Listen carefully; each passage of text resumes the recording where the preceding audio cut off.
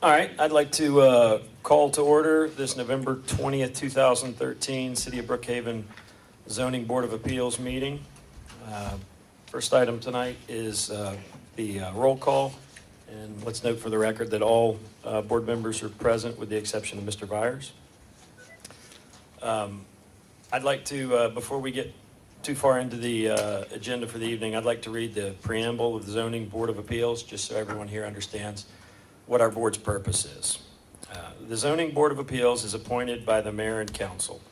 The board is quasi-judicial and has the responsibility of considering variances to the terms of the zoning ordinance or development regulations. In addition, the ZBA may consider appeals by aggrieved parties relative to administrative decisions. Appeals of decisions by the board are may be considered by the Superior Court of DeKalb County within 30 days of a zoning decision. All right. Should we go ahead and go with the format of the meeting and then do the minutes? Sure. Okay. When we call up our individual cases in the new business, we'll allow 10 minutes for the applicant or anyone who wants to speak in favor of an application, and then we will allow 10 minutes for anyone to speak in opposition to an application. That applies just to the new business in Section E of the agenda. That doesn't apply to the unfinished business items on the agenda. All right. Item B on the agenda is approval of minutes, the October 16th minutes. And Mr. Chairman, I'd like to note that we did pass out a corrected copy of the minutes. Those were not posted on the web. Mr. Beardsley did find an error in the minutes, and you have been provided a corrected copy. Okay. Did anyone have any questions or concern regarding those minutes? I move that we accept and approve the corrected minutes. I move we accept and approve the corrected minutes. I'll second that. Okay. We have a motion and a second. Any discussion? All right. All those in favor of the approval of the October 16th, 2013 Zoning Board of Appeals regular meeting minutes signify by raising your hand and saying aye. Aye. All right, all opposed?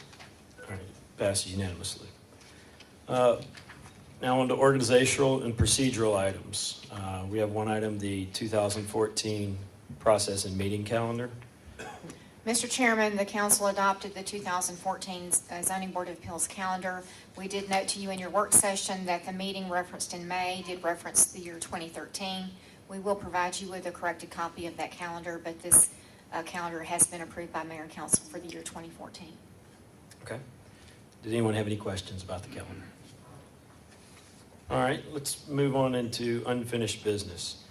Item number 1 is ZBA 13-04, formerly DeKalb County Case A13-18379.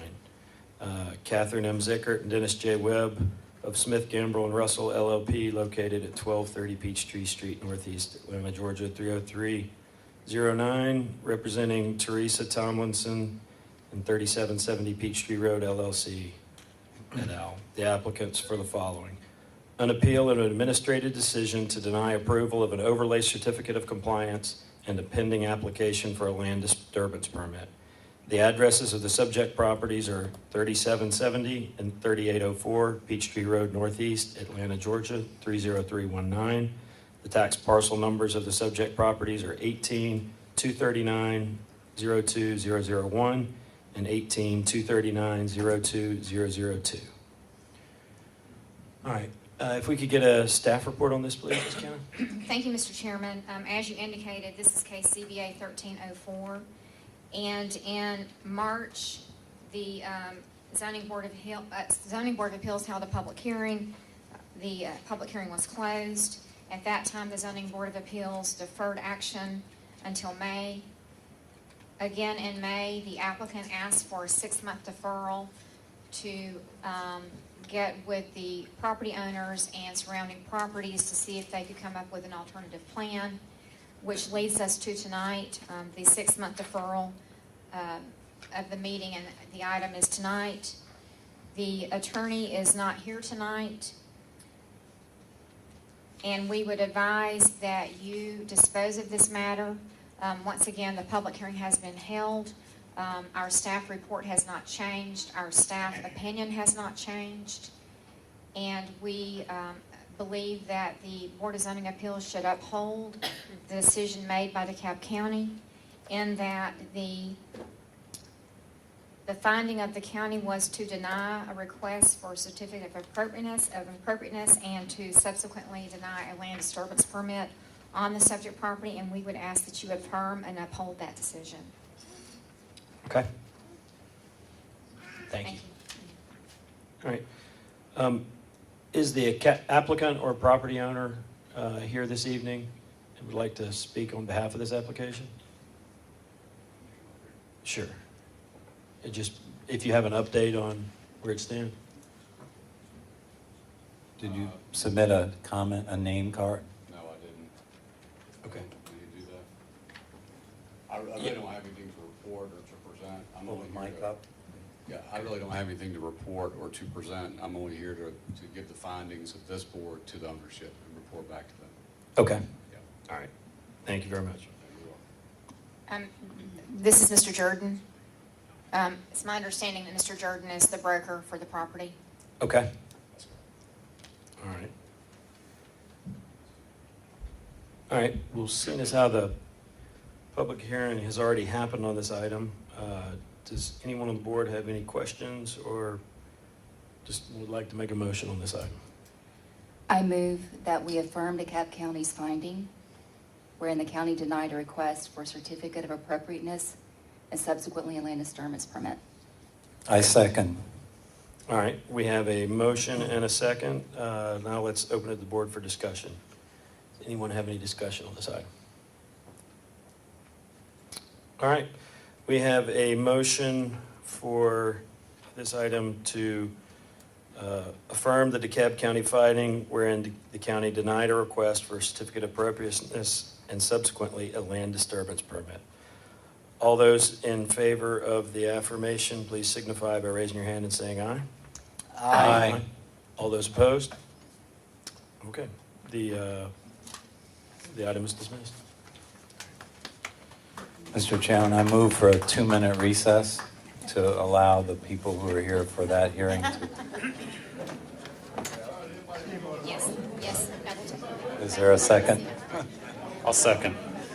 All right. All those in favor of 2-minute recess, please signify by raising your hand and saying aye. Aye. All opposed?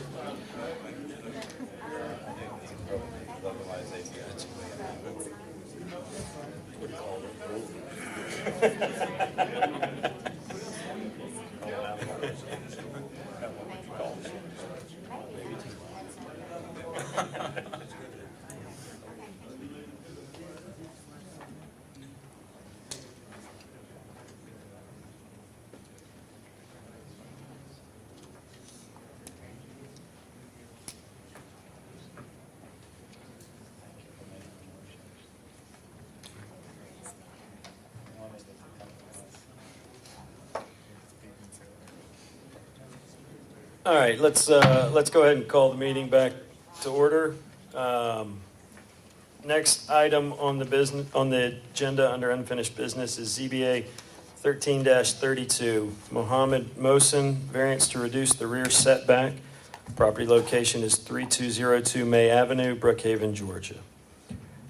Can we get an updated staff report, please, Ms. Cannon? Mr. Chairman, this item was deferred from last month to give the property owner an opportunity to meet with neighbors to see if he could come up with an alternative plan. So we have not received an update in that regard, other than the fact that he's had some discussions about interior of the property, interior of the structure was just really not within the purview of the Zoning Board of Appeals. But I believe the applicant is here tonight to update you on his progress. Okay. Thank you very much. Mr. Mohsen, if you could come forward and give us an update. This is Mohammed Mohsen. I live at 3777 Peachtree Road, Atlanta, Georgia. Could you speak into the mic? Pull the mic up, please. Atlanta, Georgia 30319. We're going to get you some help here. Okay. There you go. Thank you. Appreciate it. We after the deferral last time when we met a month ago, we didn't have a chance to talk to the neighbors about any of our plans or show any of the design that was developed to them. And some of the neighbors came out here and had questions and requested more information, and we got the deferral. And we took the advice of the board, and we've had a lot of discussions with neighbors. We've held meetings at the property to walk them through the plans and get their feedback and address any concerns they may have. I'm glad to report that we really had a lot of support. Everyone seemed to be interested in seeing that house that has not been well maintained get renovated. And if I can pass around, I've put together a petition that a lot of the neighbors have signed. Everyone that we've talked to basically was supportive and signed it and is recommending approval. Last month, two of the neighbors that are directly behind our property came out and asked questions, and we met with them at the property, walked them through the plans, and they're indifferent to the board's decision. I've got letters as well in that package that went to them, and the neighbor directly behind us has kind of signed it and dated as acknowledging that she's indifferent to the board's decision. So can I pass? Please do.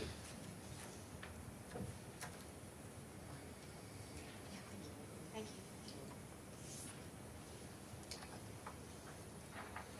you. Thank you, sir. Thank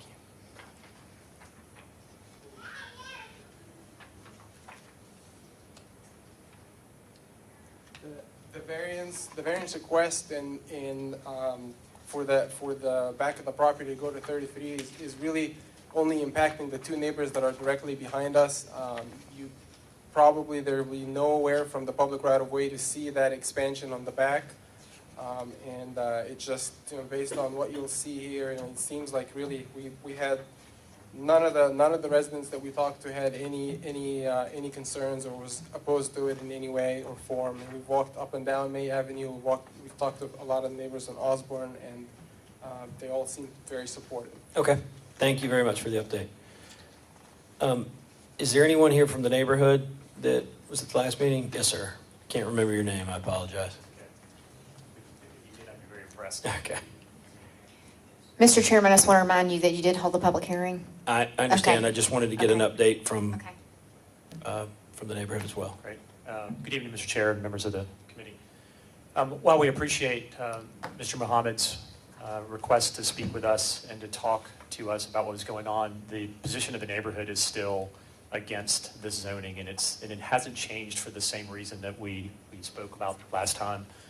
Our concern is if we set a precedent by letting anybody take a conforming property and ask for variances against it, we're going to start walking down a slippery slope in Linwood Park. As you guys already know about Linwood, we have a challenge as it is with the non-conformities, and we're trying to keep the conforming properties as conforming as we can. Our concern here, even though it is a minimal request for the variance, is anybody else that comes in to develop that understands what has happened here tonight is going to use this, whether it's a foot or 10 feet, whether it's in the back or on the sides, we're still going to have the same issue. What we are all very excited about is something happening to this house, but what we're concerned about, and certainly this isn't against Mr. Mohammed, but if people buy properties and then come to you to ask for variances because they didn't do their homework on the front end, that's not the neighborhood's problem. That's our concern.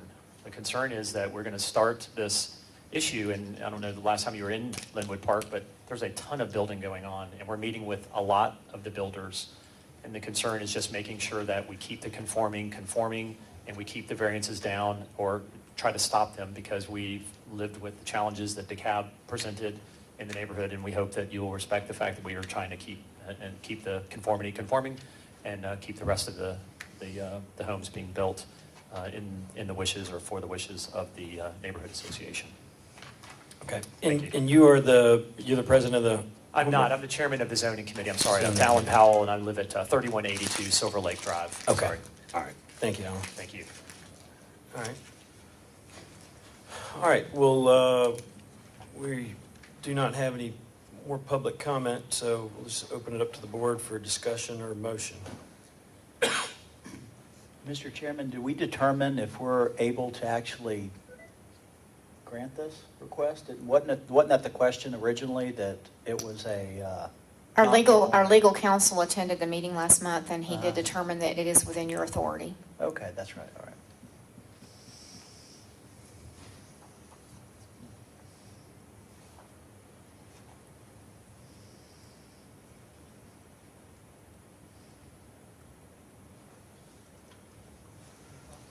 Mr. Chairman, I guess. My only comment would be that the decisions of this board on a variance, the way I understand it, don't create any precedent whatsoever.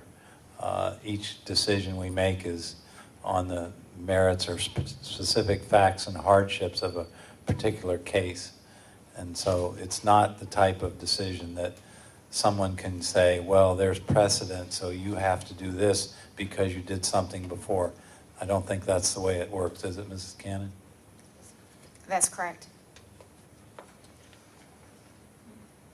My one question, I don't know if Mr. Mosen or Mr. Powell could answer. The petition that we've been presented tonight appears to have approximately 16 homeowners who have recommended approval. I'm curious how many homeowners are in Linwood Park neighborhood? Yes, please. I believe everyone on that list is in Linwood Park neighborhood. I mean, this is the direct adjacent neighbors to us. We've really kind of walked to everyone that's surrounding it, everyone that actually knows the property and has seen the sign up, we've talked to, and no one was against it. I understand that. My question was more how many homes are in Linwood Park? As Mr. Powell appears to represent the neighborhood association at large, are these 16 homeowners indicative of the overall neighborhood? Where does that stand?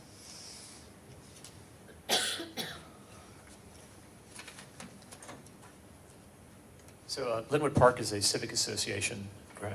We have a little over 200 members, 200 homes in Linwood Park, and we have about 87 members of the civic association.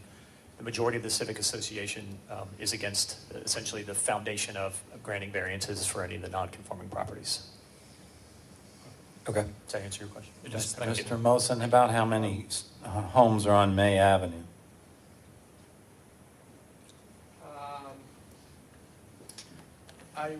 I am not sure I know exactly, but by just walking up and down the street, especially on our side of Osborne, I would say there's probably somewhere between 25 and 30 houses on that side of, Osborne kind of splits May Right, Avenue into right. two sections. I believe that the section we're on is the longer one, and there's probably somewhere around 20, 25, and we've pretty much tried every door, and You got about half of them. we've got Here. a lot. Unfortunately, a lot of the multiple times that we walked around, there's a number of homes that we're not able to get to the residents to talk to. But from everyone that we've talked about, we were able to talk to all the surrounding one, all the ones that are across from us, and especially the two that are directly behind us.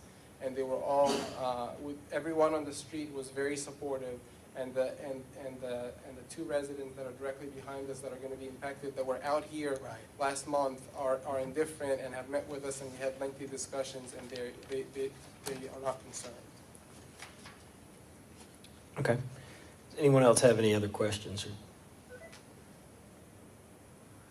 All right, I'll entertain a motion. Make a motion to pass as recommended by staff. Okay. We've got a motion for approval with the recommendations applied by the staff report. I would recommend that you identify the site plan submitted as part of the record in your motion, Mr. Bolia. For Ms. Cannon, I would, in addition to that motion, make sure that we cite the site plans included in the packet as part of that recommendation. Okay. Do I hear a second? I'll second. All right.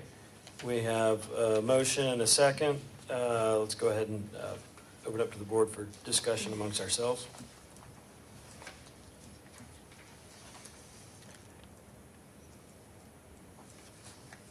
All right. Seeing as how we have no discussion, I believe the motion is for the approval of the variance to decrease the minimum required rear yard of an R75 lot from 40 feet to 33 feet. And the attached site plan is to become part of that, as well as that the should be done in substantial conformance with the attached site plan. Correct. Is that correct? Okay. Is that the correct motion as you've stated it? Okay. Yes. All right. All those in favor of the approval of that motion, please signify by raising your hand and saying aye. Aye. Aye. All those opposed? All right. The variance is granted unanimously. All right. Moving on to new business. ZBA 13-33, Jeff, I don't know how to pronounce your last name, of the Kowalczyk, YMCA Metropolitan Atlanta Incorporated, to reduce the required parking. Property location is 3692 Ashford Dunwoody Road, Brookhaven, Georgia. If we could please get a staff report on this item. Thank you, Mr. Mr. Chairman. Song. Case before you is ZBA 13-33. The subject property is located at 3692 Ashford Dunwoody Road. It's currently on 5 acres with 202 feet of frontage along Ashford Dunwoody Road. The current request is to reduce off-street parking requirements. I did notice actually a minor error. It was an error in the reference to the section. The correct section is 27-496K.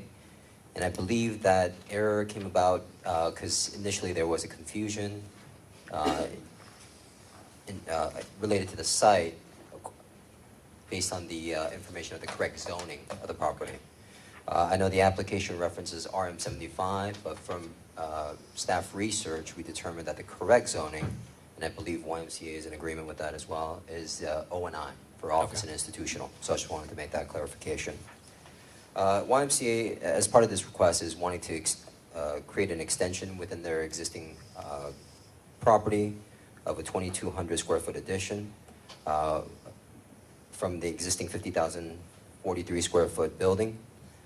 Per the O&I zoning district, parking space requirements would require that one parking space be required for every 100 square feet of floor area, and that's associated with non-conforming commercial club or lodge.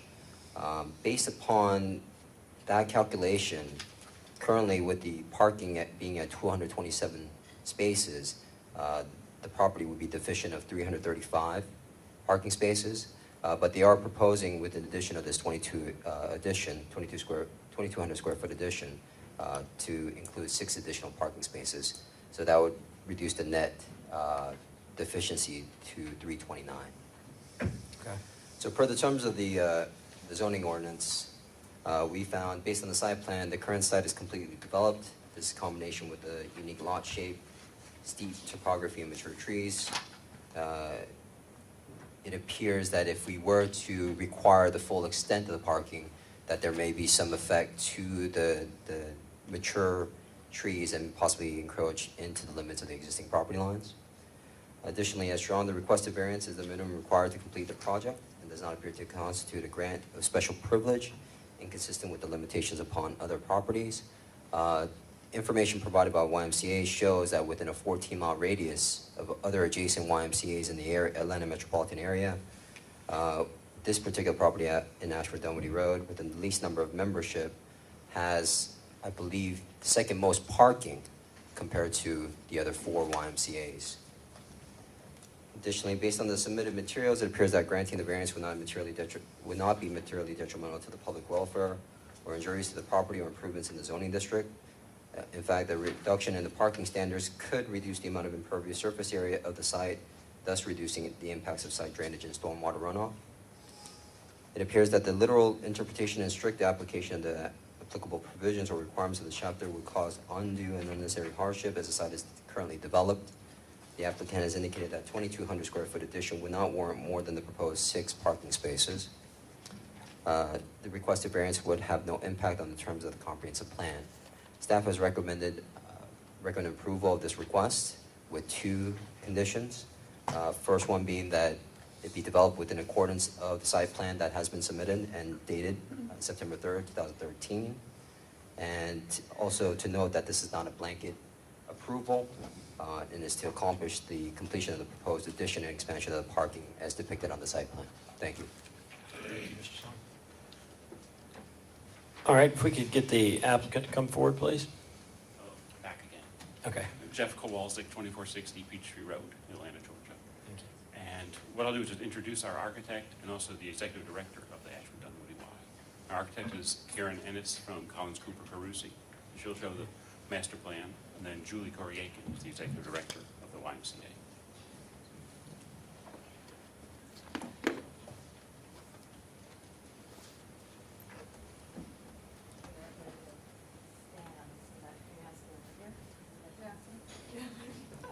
Please get real close to the mic for us. Sure.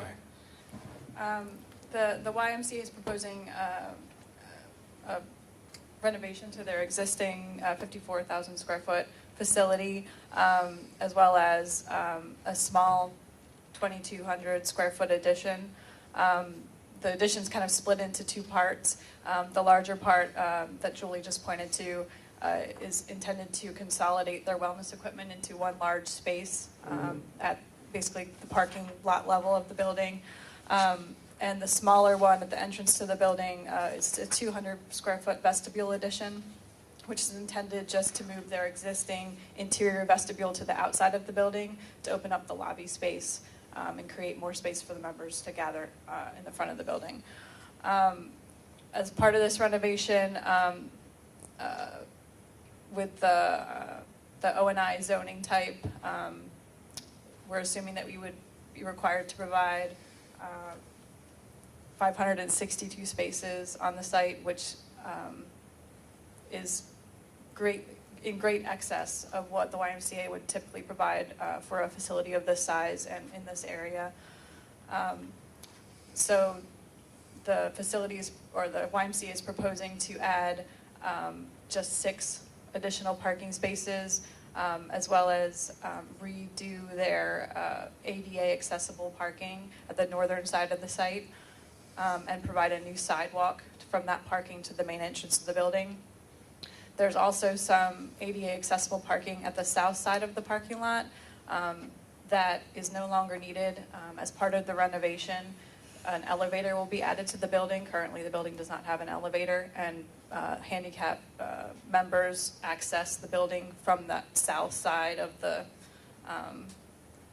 facility currently, and since those will no longer be needed, those spaces will be moved to the north side as part of the renovation. So Julie, if you could point to the curb, the existing curb line of the parking lot, if you can see it.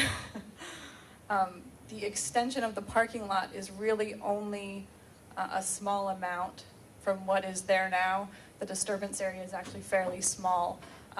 There's kind of darker spaces that you see running down the center of the parking lot, that's just restriping to provide a few more spaces than what is currently there. So we're trying to keep, with a small addition to the facility, the disturbance area of the parking lot relatively small as well. And as the gentleman was saying, the YMCA, as part of the application, provided some parking numbers on their closest facilities to this facility, the closest branches, which all have right around the number of parking spaces that this facility currently has, which is 227 spaces. If the facility would be required to provide the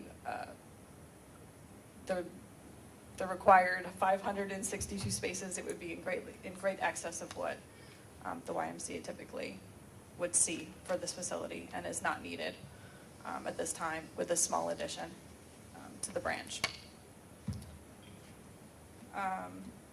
And the site is fully developed. As you can see, the grading on 3 sides of the parking lot, kind of at the north east side of the parking lot, falls away fairly quickly. And so any large-scale renovation of the parking lot would require retaining walls, a large amount of stormwater control, quality control, as well as volume control. And it's not intended to be part of this renovation. Julie, do you want to talk a little bit about The program requirements, yeah, I'll switch with you.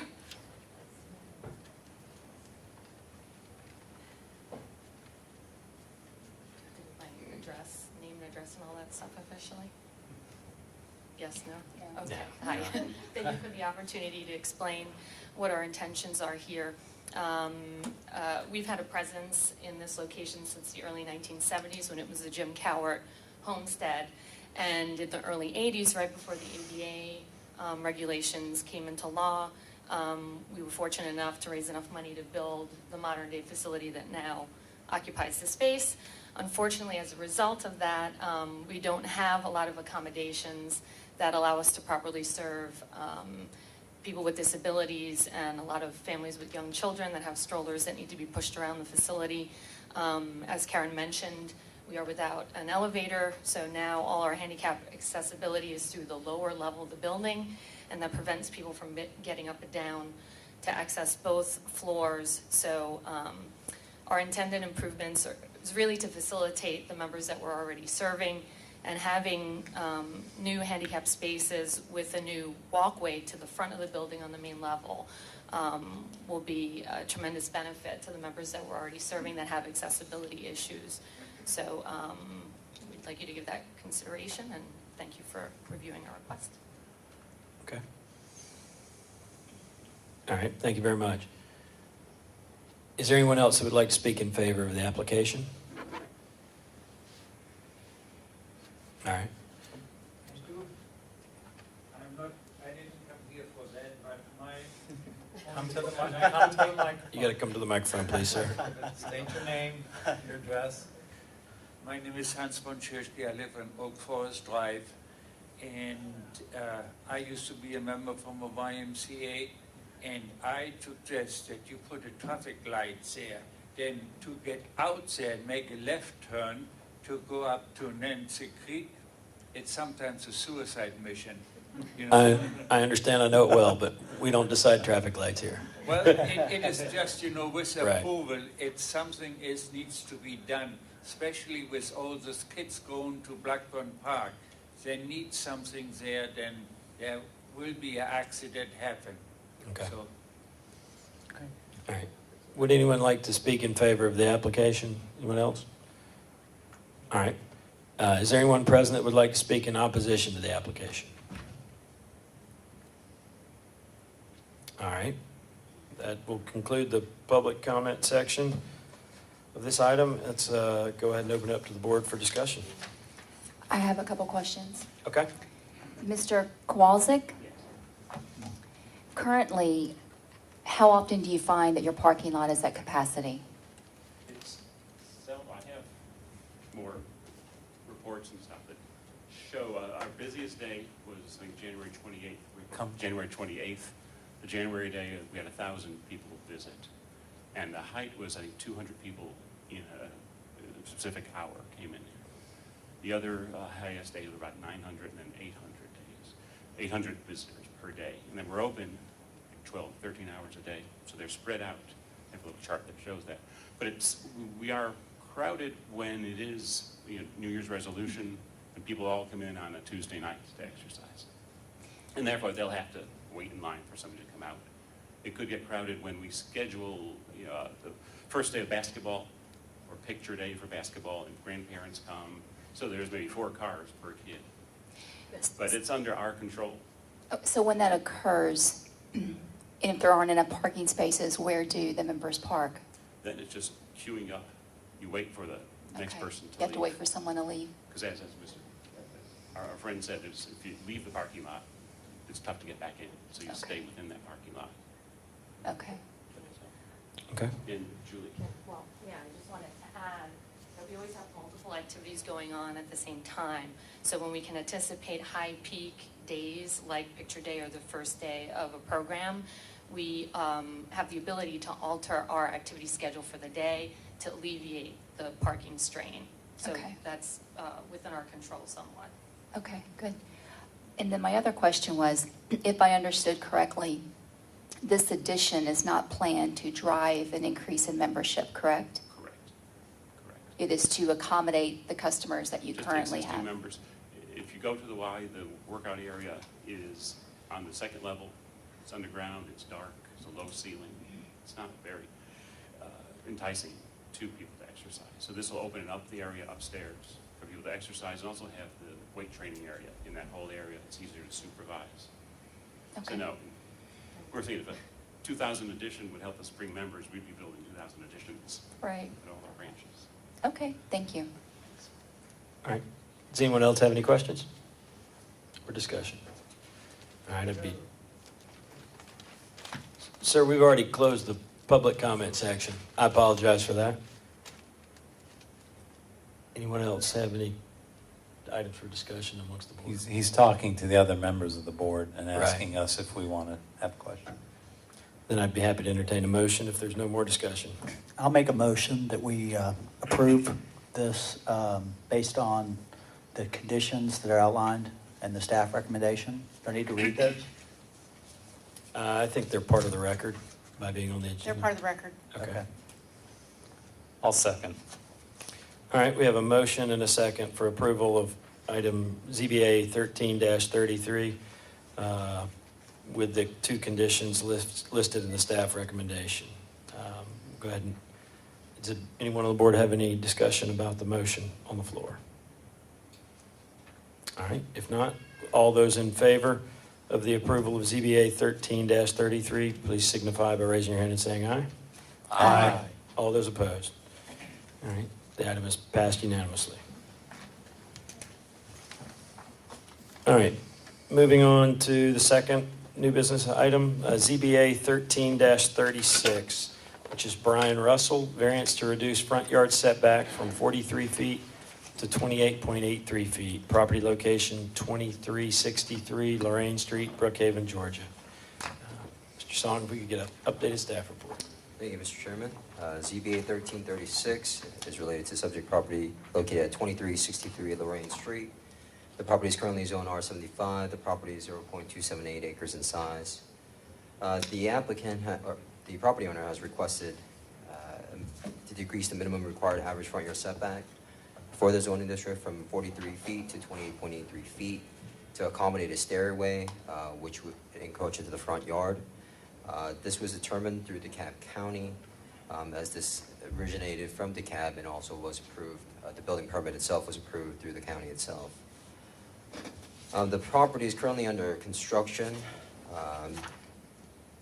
and although it is in construction, we still wanted to correct that issue by bringing this before the Board of Zoning, before the Zoning Board of Appeals. The staff determined that the average setback was 43 feet based on our internal calculations.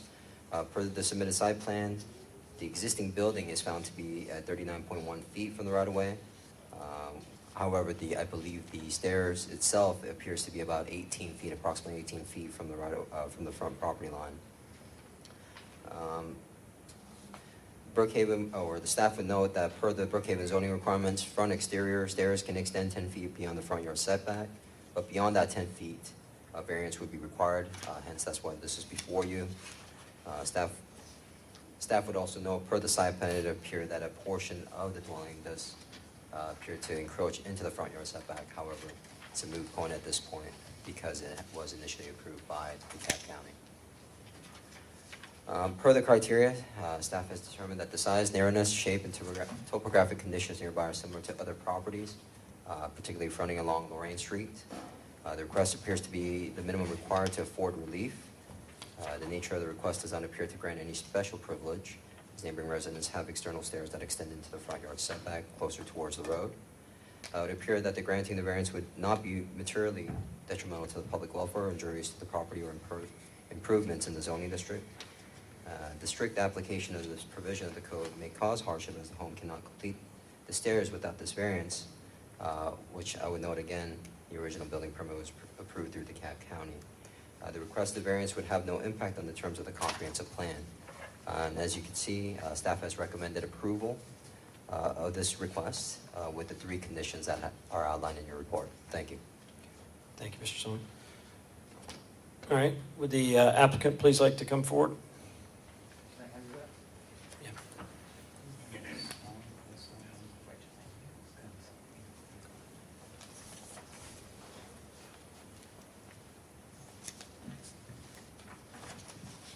So I've given you kind of a simplified version of the bigger packet. And the first drawing is the one that's on the screen over there.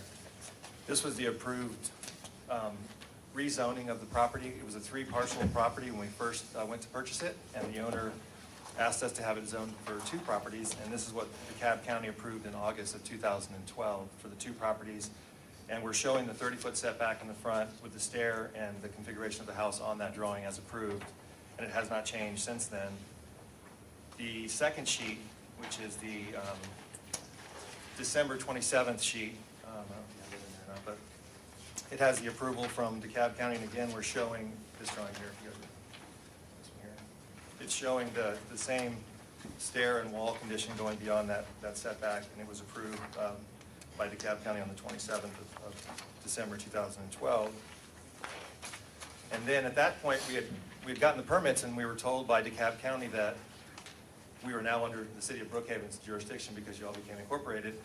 And so I said, okay, well, what does that mean? And at the same time, the builder, Tony, had a building inspection for framing, and we were done framing, and the masonry wall was built, and the stairs were built, which are connected. And he said, well, you're going to have to get a variance because the exterior stair is beyond the setback. So I went back and looked at the City of Brookhaven code, because now we're under your jurisdiction.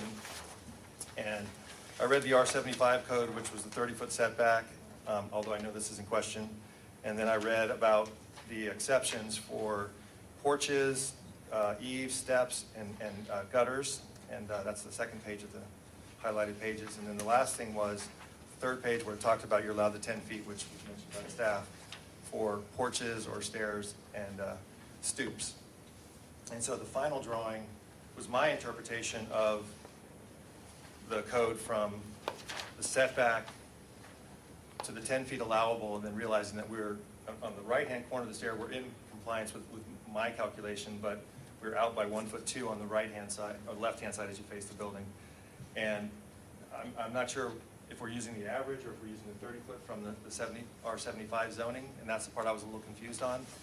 But we were hoping to just move it 1 foot 2 from where that 10 feet is, so we could get the whole stair in there instead of just that one little piece that was cut off from it. And the stair is built.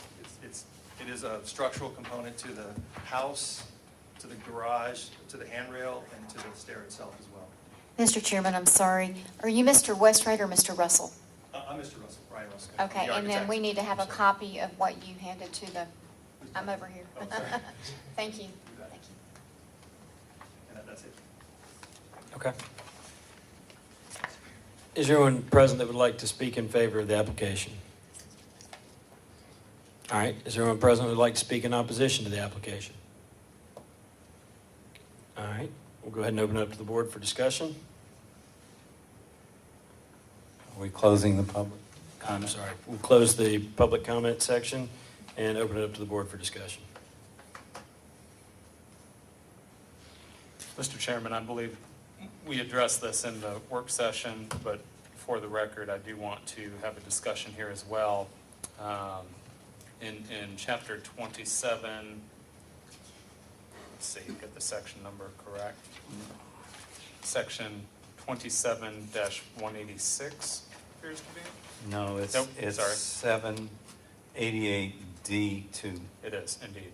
Section 27-788D2. It reads, an open, unenclosed porch or hard surface terrace, steps, stoops, and similar fixtures of a building may project into a required front yard or rear yard for a distance not to exceed 10 feet and into a side yard to a point not closer than 5 feet from any side lot line.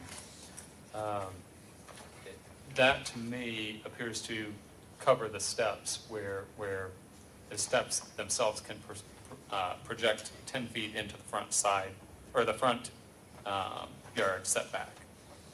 I don't see where it provides for the wall adjacent to the steps to also protrude out that far. And I'm curious to hear from the applicant, what is the purpose of the wall, and is that in some way part of the steps where it would be allowed in there? And I guess the point in asking that is that you currently have requested, I guess really it's an 18-foot variance, excuse me, a 28-foot variance instead of an 18-foot variance. And if the wall is not deemed to be part of the steps where it would be allowed under that section that I've just read, I don't know that we can grant you the variance that you truly need to have your certificate of occupancy. So just want to clarify that. You want me to speak to that? Yes, please. This is Q&A section. Yes. So the wall was created to support the second floor inside the house and also on the back of the property, and it's continuous, and it's got steel and columns and other stuff inside to support the garage beam that goes across in front of that, and also the handrail above, which is the guardrail for the deck, and then it also becomes the handrail for the stair, but also the structural support for the stairs going into it. So if we take the wall down, the stair goes down, because they're interrelated and supported by each other. And it's also part of the handrail system. There's going to be another rail on the other side, which you don't see in the construction photo there. So it'll have guardrails on both sides, but that wall serves as the structural component and the guardrail for that stair. Okay, thank you. I think the question is, can we make the argument as part of the stairs? I believe you can, that it's part of the stairs. That's the way it was designed and intended.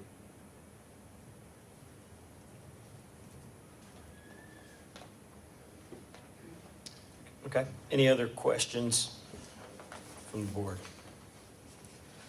If not, I'll entertain a motion.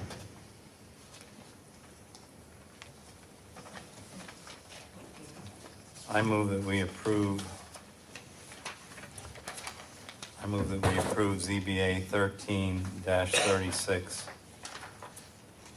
in accordance with the staff recommendation. My motion includes the 3 conditions recommended by the staff: that development of the lot shall occur in substantial accordance with the site plan submitted and attached, that the applicant is required to submit a revised site plan showing the average front setback for approval by the community development director, and that the granting of this variance is to accomplish the purpose of completion of the proposed construction in accordance with the site plan should not be considered a blanket variance. I'd also like to make part of my motion that we consider the wall to be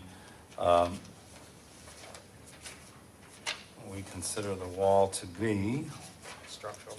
Integral. a component of the stairs and a similar fixture of the building, so that the wall is included under the purview of 27-788D2.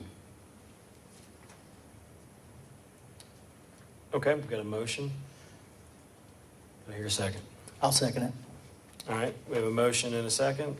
Any discussion amongst the board? All right, so we have a motion for approval of case ZBA 1336 to decrease the minimum required average front yard of an R75 lot from 43 feet to 28.83 feet, conditional upon the 3 recommendations noted in the staff report, as well as to per section 27-788D2, we would like to note that the wall is an integral part of the stairs. All those in favor of the motion, please signify by raising your hand and saying aye. Aye. All those opposed? All right, the variance is granted unanimously. All right, moving on to the next item on the agenda. Item number 3, ZBA 13-37, Nelson Consinji. Okay. Don't have many Jones here tonight getting variances. Variance to reduce the front yard setback from 109.4 feet to 89 feet at a property location of 4189 Oak Forest Drive, Brookhaven, Georgia. If we could get a staff report, please. Mr. Sewell. Thank you, Mr. Chairman. The case before you is ZBA 13-37. Subject property is located at 4189 Oak Forest Drive. Property is currently zoned R100, and the current acreage of the site is 0.457 acres. Due to the existing one-story ranch-style residence suffering storm damage from a fallen tree, the applicant would like to build a new residential structure on site, and as part of that consideration, they have requested a variance to decrease the average front yard setback from 109.4 feet to 89 feet. With this request for the front yard setback reduction to 89 feet, it would push the building out 20 feet closer, or the new building 20 feet closer to the road than the existing house, which sat back at 101.5 feet from the road. Per the criteria established for the board, staff will state the lot is rectangular in shape, is not shallow or narrow in such a way that would create challenges to the owner. Topography of the site slopes upward 24 feet from the front of the property to the slab of the existing home. Given that the site of the existing home is relatively level, it does not appear to create conditions that would preclude construction of a home similar in design and layout as neighbors. Based on the design of the home, it appears that the requested variance is the minimum required to complete the project. Again, I state that the 89.1, or being closer into the road by 89.1 feet, it pushes the building 20 feet closer to the road. In comparison to the adjacent properties, the setbacks of the adjacent properties would be 113.1 on one side, and the other side would be 0.57 feet. 100.7 feet. Staff would note, however, that shallower setbacks also exist on the lot, along the block. This is evident at 4165 and 4211 Oak Forest, where setbacks are approximately 70 feet. Staff would note that granting the variance may impact the streetscape and possibly block views of the neighbors. I believe if you look at the architectural specs, it may be possible that it blocks, but we're not 100% sure if that would be the case, being that the front extent of the home will be developed with a porch that would not be enclosed. The strict application of this provision of the code would not cause any hardship, primarily because the home could be built without any variance required. If no variance is issued to allow for the reduced setback, the owner may be faced with the inconvenience of redesigning the home itself. Per the requested variance would have no impact on the terms of the comprehensive plan. But based on the request itself, staff has recommended approval of the request with the two conditions that are stated within the report. Thank you. Thank you, Mr. Sloan. All right, if we could please have the applicant come forward to speak on the item. Good evening. Thank you. My name is Nelson Kazunji. I live at 4189 Oak Forest Drive in Atlanta, Georgia, Brookhaven, 30319. I've been a resident of Oak Forest Hills for 15 years, and in June of this year, my 1958 ranch-style home suffered severe damage due to falling trees brought on by storm winds.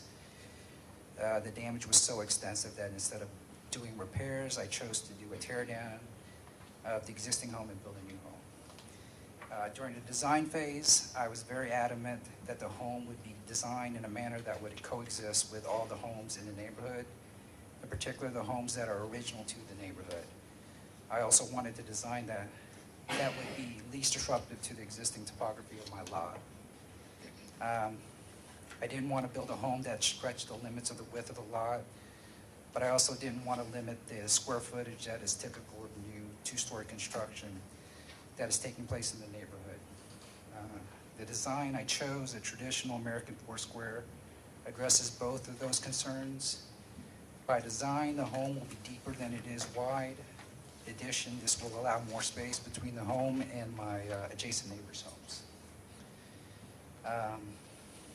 I'd like to add that I have shared my plans and presented schematic drawings to all of the affected neighbors, in particular my adjacent neighbors. They all approve my plans and are as excited as I am for the next phase. Okay. Thank you very much. Is there anyone else present that would like to speak on behalf of the application, in favor of the application? Please come forward.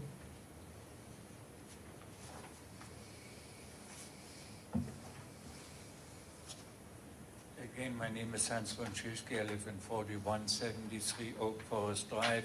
I'm in the neighborhood for 44 years, and when this house was damaged by the storm, it was a proper thing to do. We have about 15 McMansion built in our neighborhood, so this is a good addition. I talked with all the neighbors I know, and nobody have an objection. Okay. Thank you very much. Thank you. Is there anyone else that would like to speak in favor of the application? All right. Is there anyone present that would like to speak in opposition to the application?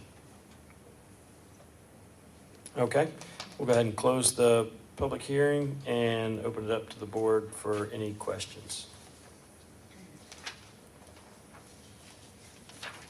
All right. If we don't have any questions, I'll be happy to entertain a motion.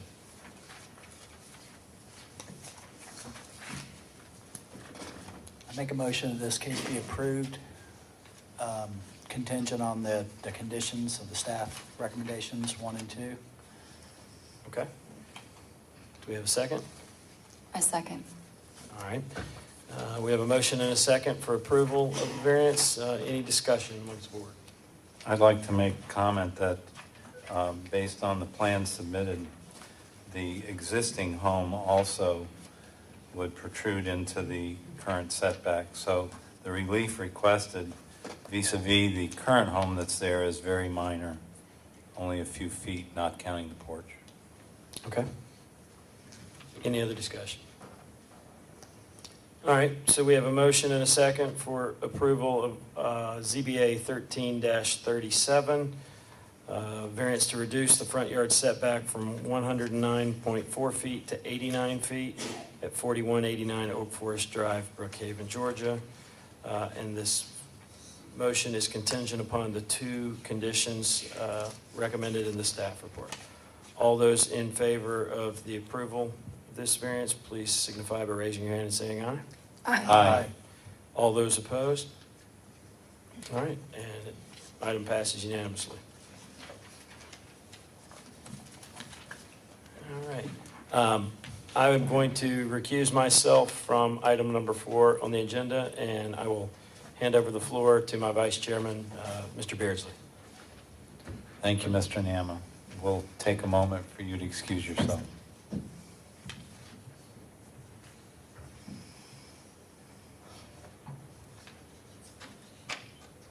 This is ZBA case number 13-38, the application of Adam Caskey of Clark Caskey LLC seeking a variance for 3 items. I'll read it first as it's written by staff. A variance to reduce stream buffer from 75 feet to 32 feet, to reduce front yard setback from 40 feet to 24 feet, and to vary the terms of section 27-757 of the zoning ordinance for property location at 2882 Ringle Road, Brookhaven, Georgia. I'd like to clarify this case just in one way. I think the first portion of the application is to vary the terms of 27-757, which is to change the perceived orientation of what is the front of the lot. This code section says that if you have a corner lot, the narrowest frontage shall be deemed the front. So that would be Toby Road. And so this variance request is to deem the Ringle Road side the front, even though it is wider than the frontage on Toby Road. The second variance and the third variance, the second variance to reduce the front yard setback from 40 to 24 feet. Now the front yard presumes that to be on Ringle Road. And then the third item to reduce the stream buffer from 75 feet to 32 feet. It should be pointed out for the audience that to reduce from 75 to 50 feet is within the discretion of the community planning director. So it's only when you get inside of 50 feet that it comes to this board. And we cannot go beyond 25 feet because that's a state law. We don't have authority to go any closer than 25 feet. So this is basically a 18-foot reduction from the 50-foot, which is where our jurisdiction comes in. I guess we call for staff report. Thank you, Mr. Chair. I'll just add to the summary that you provided in relation to the request that has been made. Based upon the setbacks and the stream buffer setback requirement that would be applied to the property, it would limit the property to a buildable area of only 2.42% or 541 square feet, as shown on the site plan there, highlighted in green. The reduction of the buffer from 75 feet to 32 feet along with the setback variance will allow the minimum relief necessary for the applicant to construct a proposed single-family dwelling. I'll go over the criteria related to the front yard setback request that has been made. The topography to the rear and stream buffer do not appear to be actions of the applicant. Such site conditions may render the property unbuildable if it was enforced strictly. The requested variance does not appear to constitute a special privilege, as it would allow the minimum necessary reduction for the owner to construct a new home, as other nearby owners have been able to do so on their properties. Shall be noted that the new home will be located 7 feet further off the right-of-way than the home currently stands on the property. Granting the setback variance will not be materially detrimental or injurious to the surrounding properties or to the zoning district. The literal interpretation and strict application of the applicable provisions or requirements of this chapter would cause undue and unnecessary hardship, as it would make it impossible to construct a new home under the strict terms with provisions of the zoning ordinance. The requested setback variance supports a use that is consistent with the terms of the comprehensive plan. Again, I'll touch on the criteria related to the stream buffer variance. The applicant has outlined proposed protective measures, as well as is covered through the conditions outlined by staff. There are topographic floodplain and stream challenges on the site that do not appear to have been created by the applicant. Moreover, there do not appear to be any development opportunities unless a variance is granted to the stream buffer, as well as the front yard setback. This request does not appear to go beyond the minimum necessary to afford relief and does not constitute a grant of special privilege inconsistent with the limitations upon other properties that are similarly situated. Given appropriate mitigation and considering the fact that the area of construction has already been impacted by an existing home, granting a variance to the stream buffer does not appear to be detrimental to the public welfare or the area. The literal interpretation and strict application of Chapter 14 related to the stream buffer ordinance could cause a hardship if no alleviation to the stream buffer is granted. For the review of the requested variances, staff has recommended approval with the 2 conditions that have been outlined in the report. Thank you. Thank you, Mr. Song. Okay, we'll open the 10-minute period for the applicant and anyone speaking in favor of the application to speak.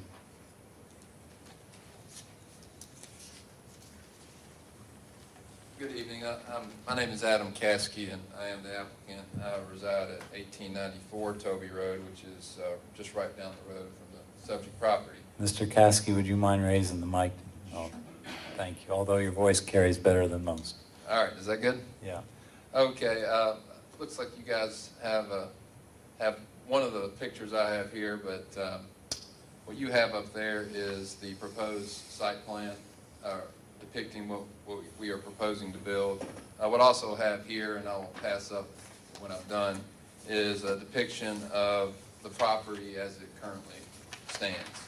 The red line you see up there and also right here depicts the setbacks. And also there's multiple challenges on this lot, but the blue line here is the state stream buffer line, and then the purple line here is the city's stream buffer line.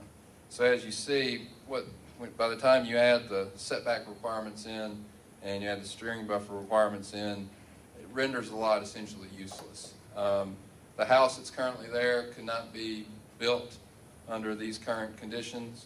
And if you also look at the proposed site plan, essentially you could not even really build a garage.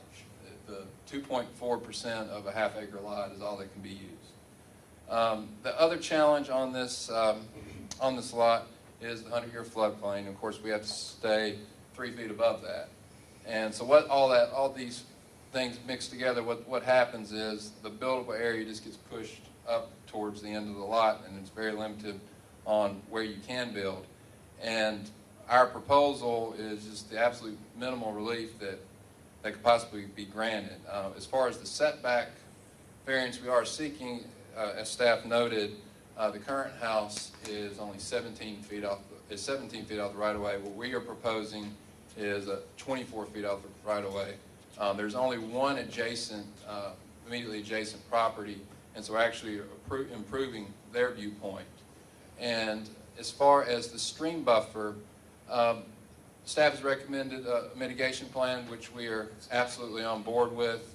When you take into account that the house is already disturbed, the house is there has already disturbed the stream buffer, what we are proposing is not going to negatively impact the stream at all. In fact, I believe with the mitigation plan in effect, the impact on the stream will only, it'll be more beneficial actually.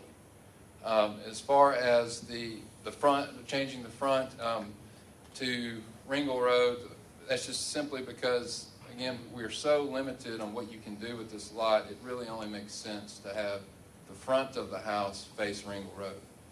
And I can say as a resident living right down the road, the house that's currently there is just, it's dilapidated, it's only going to get worse. Much prefer to see a new construction go up. The proposed new construction fits with what's going on in the immediate area. So all in all, I think this is something that really needs to go through, when, especially to me, the green triangle just tells the story. I mean, you really, if the zoning requirements are strictly enforced, this lot is essentially useless. So unless you all have any further questions for me, I believe that's all I have. And I'll bring this up as well. Thank you, Mr. Caskey. Is there anyone else present who'd like to speak in favor of this application? Do we want to reserve? How much time does Mr. Caskey have left? 6 minutes more. Okay. All right. Let me pass this down for a second. So the one on the left shows the current dwelling.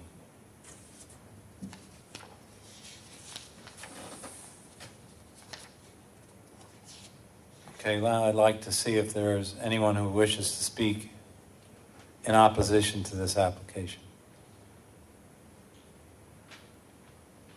Please come forward. Have you submitted your... Yes. Thank you. My name is Pull the microphone down. There we go. What's your name? Ellen Westrom, and I live at 2914 Surrey Lane, which is 2 houses down from this proposed house. And I'm not really opposed to it. First of all, the house has not been there since the 60s. It was built less than 10 years ago, the house that's on there. And the reason this lot is unbuildable is because there's never been a house there when the neighborhood was built in the 50s. So we've had issues with a piece of property behind our house too, where the creek goes. But nevertheless, I don't have a problem with all the variances, but who is going to make sure that the mitigation is done for the creek? Because those creeks do flood, and there's trash coming down there, and I'm just very, very concerned about the environmental impact of the creek. We will certainly address that.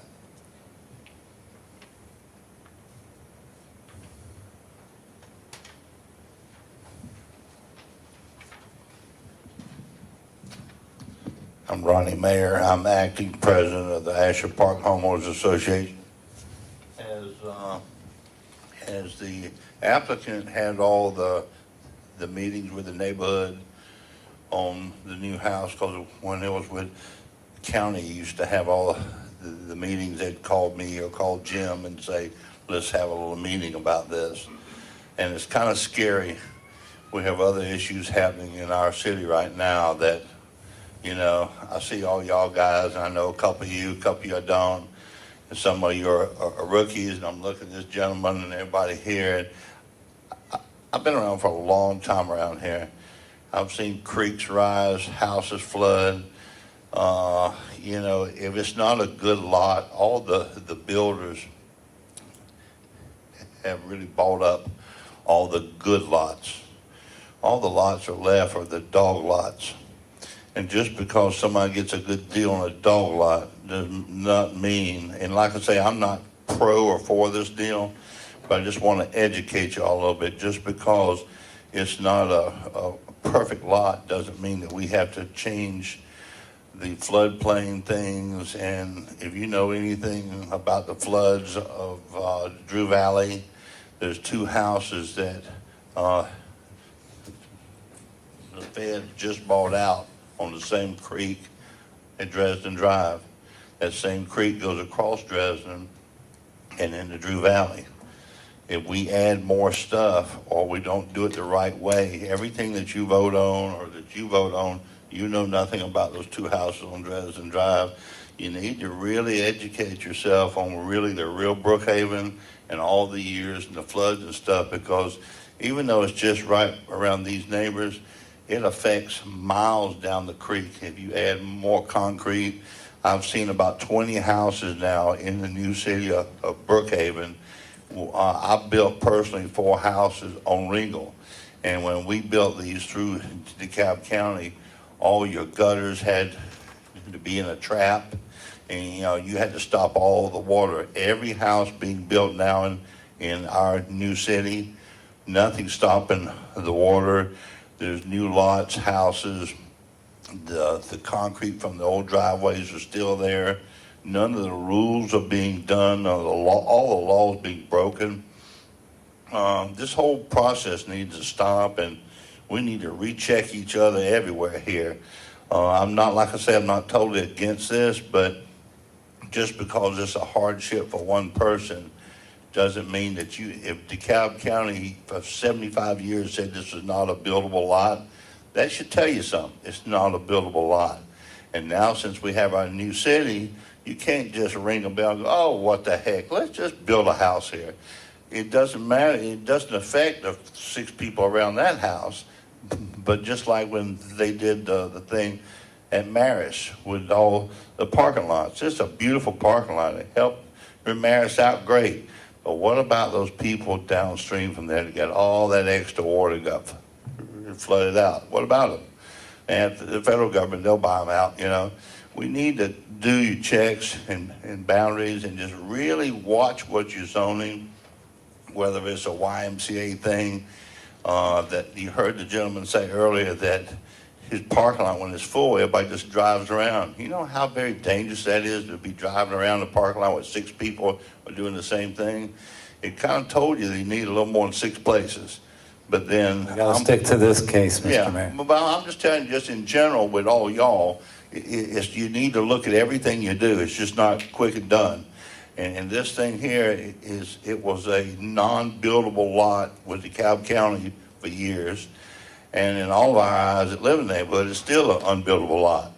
But if y'all want to change it, it's okay in your eyes if you change it, but it affects a lot more than just 1 or 2 houses there.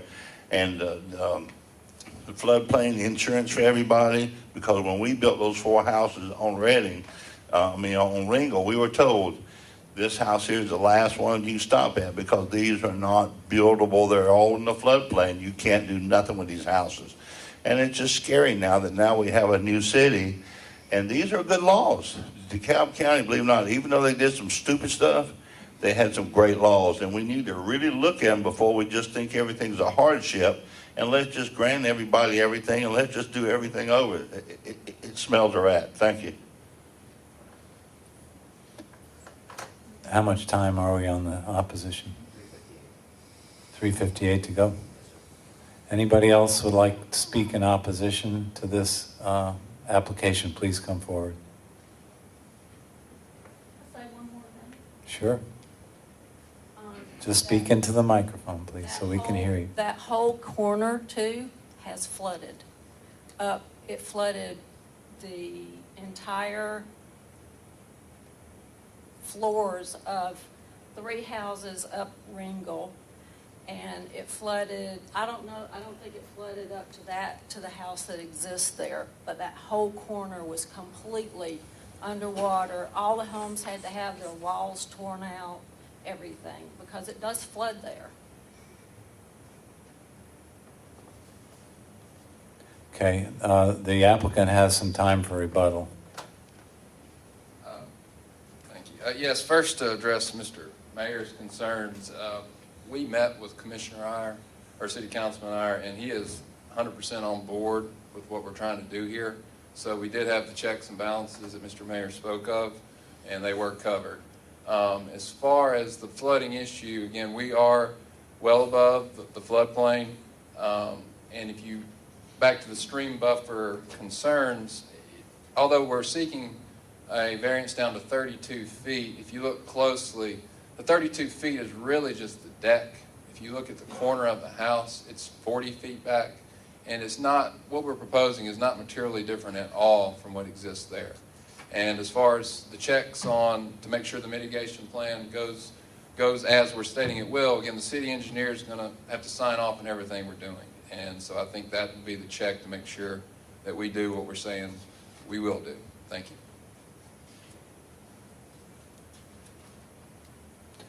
Anybody else want to speak in favor during the rebuttal period? Any rebuttal from the opposition in their remaining time left? Okay, we'll close the public comment and we'll open it up for discussion by the board. Any of the board members wish to ask questions of the applicant, the opposition, or the staff? I have a question. What's the change in impervious surface from the existing property to what you're proposing?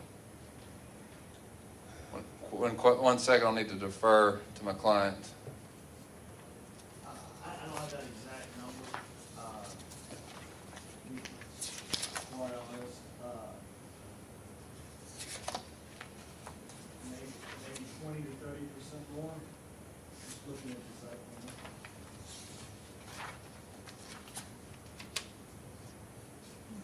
Could you go into more detail on the mitigation measures you plan to undertake? Again, I will need to defer to my client on the exact. Let's ask him to come up and speak. Yeah, that's okay.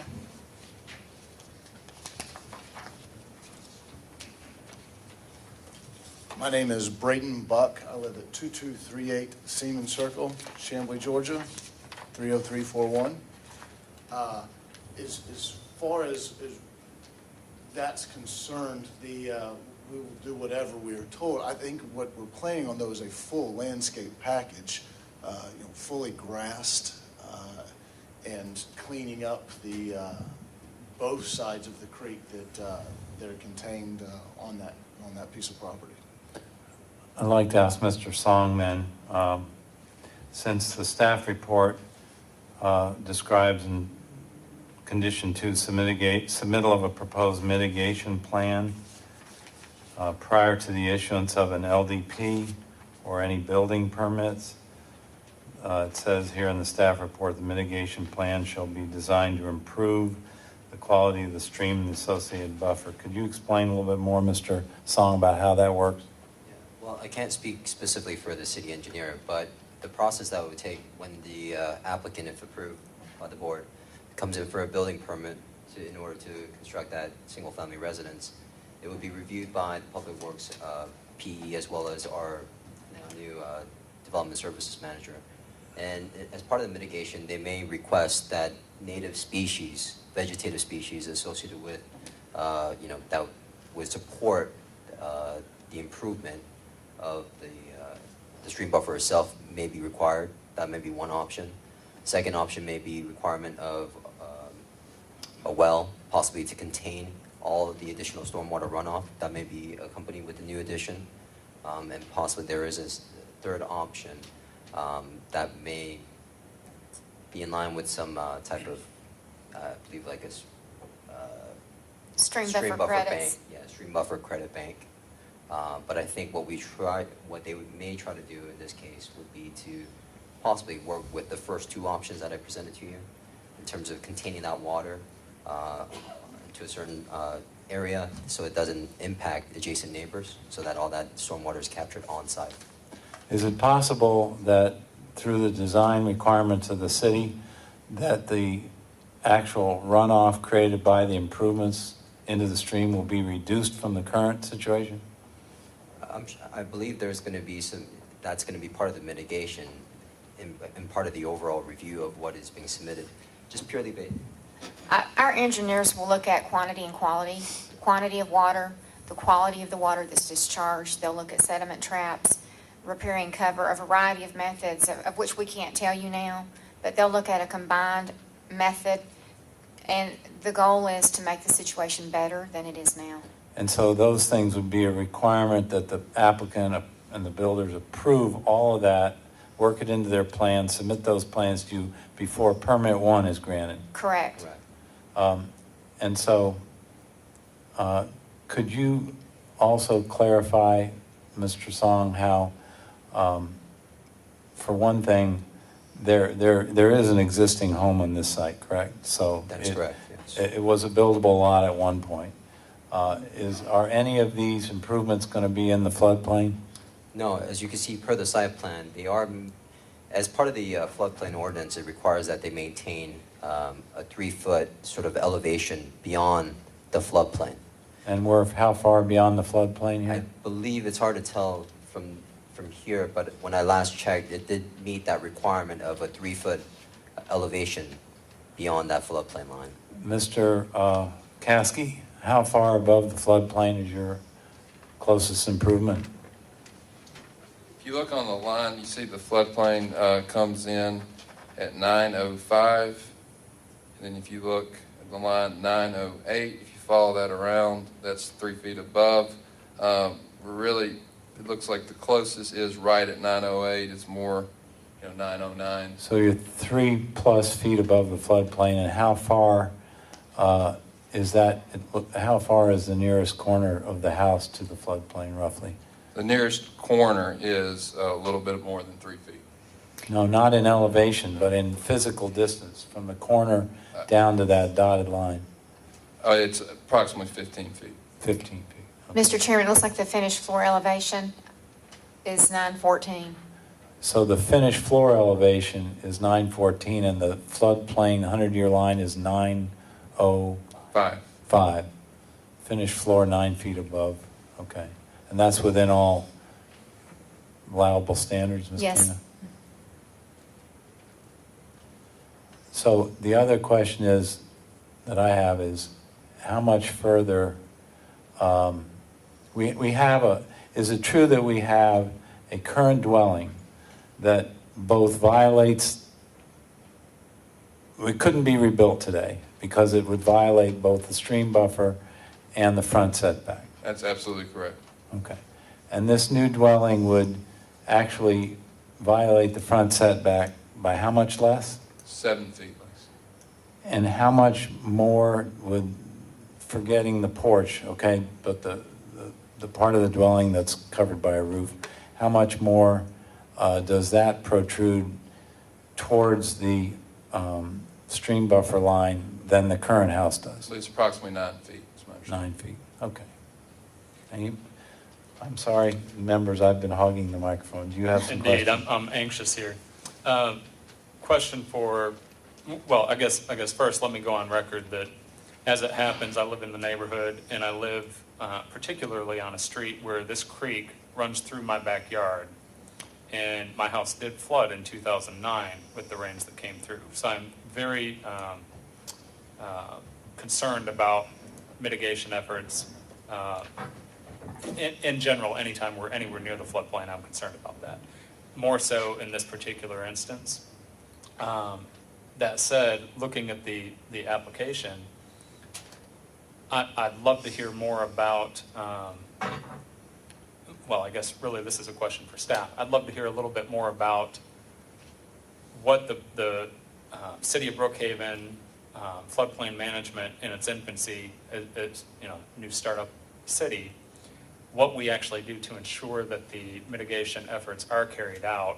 And I ask that because I had a conversation with a friend of mine also in the neighborhood fairly recently, who built in a similar situation to this, said that in their plan they had to install flow wells, and when the inspector came out, they said, well, where are the flow wells? And my friend said, well, they're buried under concrete. And told me the flow wells aren't actually there. He wasn't going to put the cost into putting the flow wells there. But he told the inspector that, and the inspector has no way to verify that. So it is a concern of mine just from a staff perspective, how do we as a city in its infancy send our inspectors out there to verify that these fine gentlemen will actually carry out the mitigation plan? I'll reserve my other questions, yes. Well, that's certainly alarming, what you just said, and I'm not aware of that. We just have actually made application with FEMA, and we have just been approved as part of the National Insurance Flood Rate Program effective in October. So that's one step that we're making towards allowing for individuals who are in areas of flood-prone properties to be able to acquire federally backed floodplain insurance. So that's one step that we're taking. But in regard to flow wells or any other item of mitigation that should be inspected, we need to be made aware of situations like you're telling me. I'm not aware of that, and I certainly would like to have an offline conversation with you about that. We have just brought in a new building inspections team effective November 1st. We also are in the process, and just this week hired a new development services manager who is very versed in stormwater management, and he is a PE. And we also are advertising now and recruiting for a land development inspector to work alongside with our new development services manager. So we're trying to put into place all of those things that we need to put in place to make sure that we're enforcing our laws and our regulations and our environmental components to the best ability that we can. We are also in the throes of retrofitting Chapter 14, which is the DeKalb County ordinance that we adopted relative to land development, floodplain management, the planning process and all of that. We're in the process of retrofitting that for Brookhaven now. We're also looking at the tree ordinance. We're looking at the stream buffer ordinance. So we're doing a number of things as a city that are dealing with all of the environmental issues that have been discussed here tonight. Thank you, Ms. Cannon. Mr. Self? I guess really, I have no personal issue with a variance into the stream buffer, provided the mitigation plan is carried out. Understanding what Ms. Cannon has just explained to us, that we have some people still yet to come on board, it strikes me that we may be trusting the is it Plainsman? Solar Group? Maybe trusting you on your own recognizance that you will carry this out.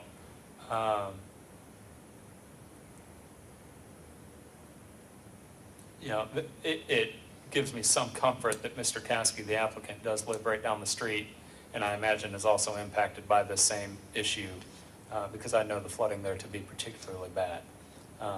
So I guess not so much a question, but just a statement there that I would trust you guys to do the right thing. So. Mr. Gibson, Ms. Balkin, Mr. Boley?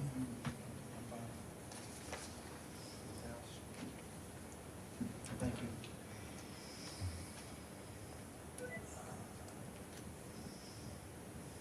Okay. All right, so if the board is through with discussion, it's time to entertain a motion.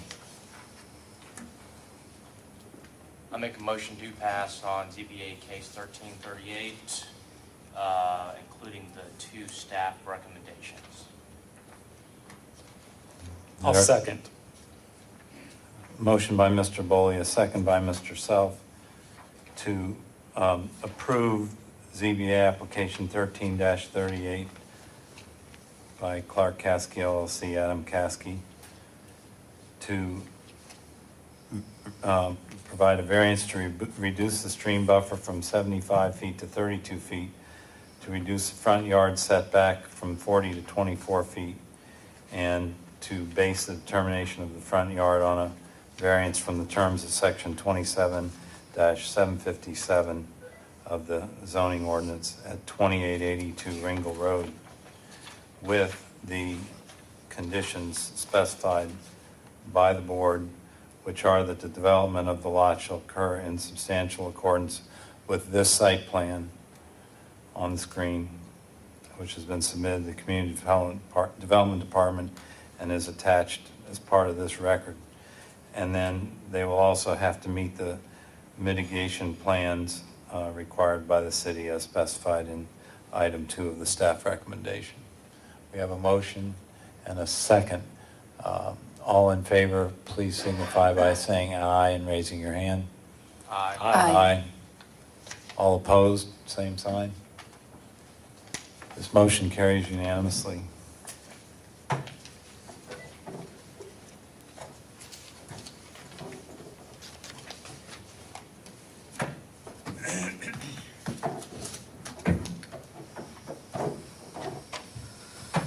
Okay, let's take I move that we have a minute recess to call our chairman back. He's here.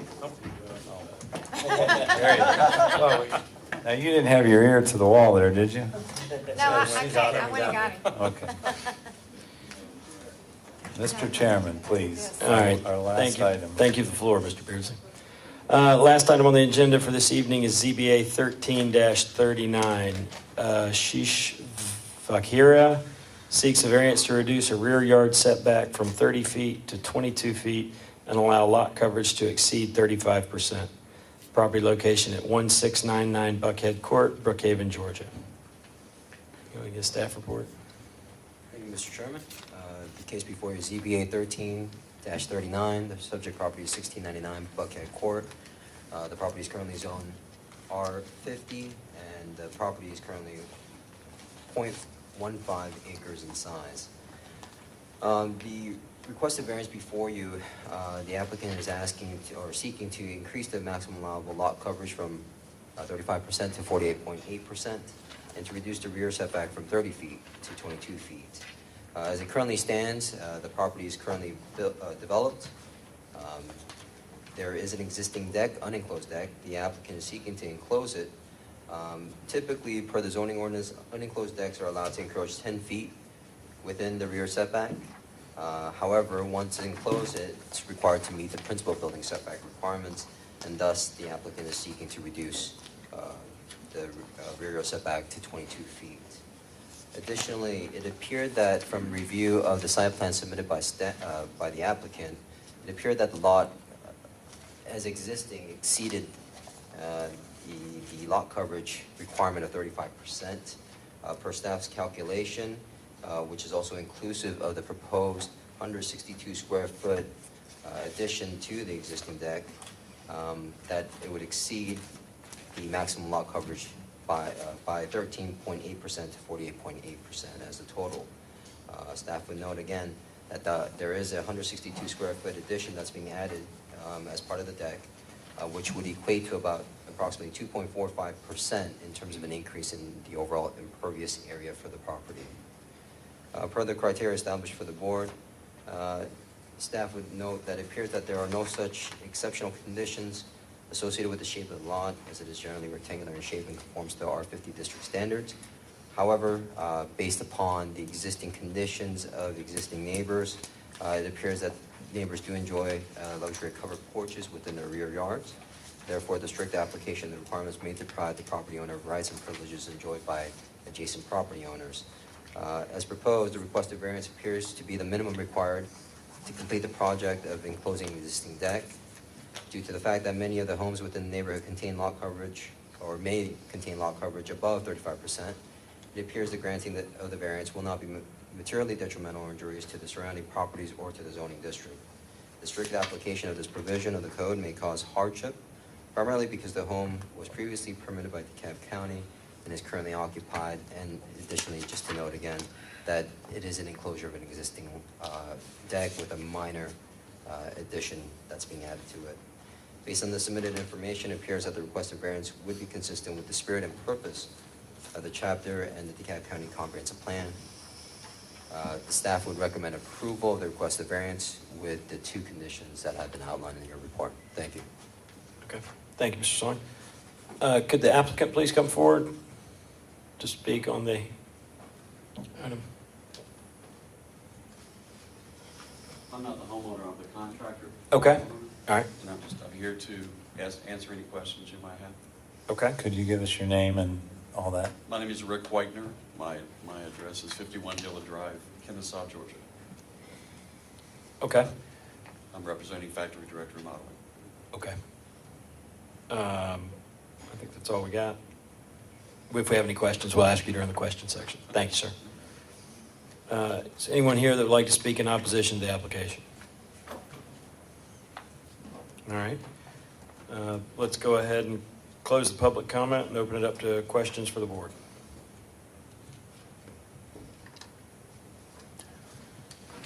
Or motions. Mr. Song, the applicant put a picture in their record of a property in the subdivision with a screened-in porch and a lattice-covered deck, very similarly oriented to the design plans as submitted. Do you agree that this is something very close by this property? Yes, I actually made a visit to the site. Uh-huh. This property backs up to about 5 different homes. The rear to rear, they back up to each other. I believe a good majority of the homes that I've observed had a screened-in porch, similar to the picture that's been provided by the applicant. Can you tell if the plans submitted include some sort of gutter system on this porch and how they're handling the water that comes down the gutter? At this point, as previously stated, it appeared that it exceeded the impervious lot coverage before it came to our attention through this variance. Most likely previous, even I guess when it was initially permitted by DeKalb County. But per this request, there isn't a requirement per our ordinance that would require the applicant to provide for those stormwater management improvements on the site. So the total increase in impervious surface associated with this variance request is, did I hear you say 162 square feet? The addition of the deck that they're proposing, yes, is 162 square feet. Thank you. Mr. Beardsley, I'd like to note for the record, when I did a site visit on the property today, I walked out in the backyard, and I probably saw 6 or 7 houses, in my line of sight while in their backyard that had similar setbacks and screen porches on them. Thank you. And as far as the runoff goes, we had another case in this neighborhood a month or 2 ago, where just not as a precedent matter, but just as a note, this is a newer subdivision. It's not an older subdivision, so there is stormwater detention in the neighborhood at the time this was developed. Oh, good. So I think that may help alleviate the concerns of a 2% increase in impervious area. Thank you, sir. Okay. Any other questions? Any motions?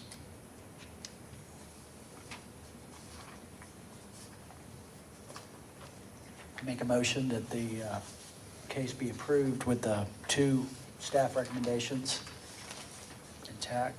All right. I will second the motion. All right, so we have a motion, a second, for approval of ZBA 13-39 to reduce rear yard setback from 30 feet to 22 feet and allow lot coverage to exceed 35% at a property located at 1699 Buckhead Court, Brookhaven, Georgia. Any discussion amongst the board regarding this motion and second? All right, seeing as there's none, all those in favor of the approval, please signify by raising your hand and saying aye. Aye. All those opposed? The variance is granted. Thank you very much for your time this evening. Have a good day. Mr. Chairman, I just Thank wanted you, Mr. Wagner, for waiting all that time. Okay. to let you all know that we have approximately 9 cases for December. We'll get here early. We have not deferred any, Ms. Cannon, so. Close it out that way. All right. If you don't, just a I point move of to order. adjourn. Second. All right. All those in favor of adjourning the November 20th, 2013 meeting, please signify by raising your hand and saying aye. Thank Aye. you. Thank you, the software. Okay, thank you.